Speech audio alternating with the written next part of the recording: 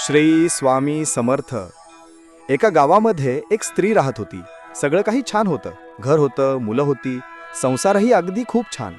पण तरी सुद्धा तिच्या मनामध्ये मात्र एक तक्रार होती. माझ्या आयुष्यात काहीच उरलं नाही, असं ती स्वामींना म्हणायची. रोज नवीन संकट, नवीन धावपळ, नवीन ताण. स्वामी, तुम्ही मला विसरलात का?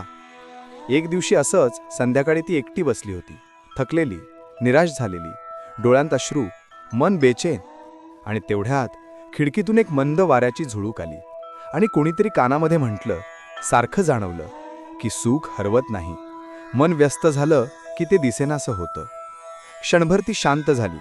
पण त्या दिवशी रात्री झोपताना तिच्या मनामध्ये एक विचार आला की खरंच माझ्या आयुष्यात काही सुख नाहीये, काही फक्त मला वाटतंय. दुसऱ्या दिवशी तिचा मुलगा तिला उठवायला आला तर तिने हसून त्याच्याकडे पाहिलं. आईला हसताना बघून मुलगाही खूप खुश झाला आणि म्हणाला की आई, आज तू चक्क हसते आहेस, खूप छान वाटलं तुला हसताना बघून.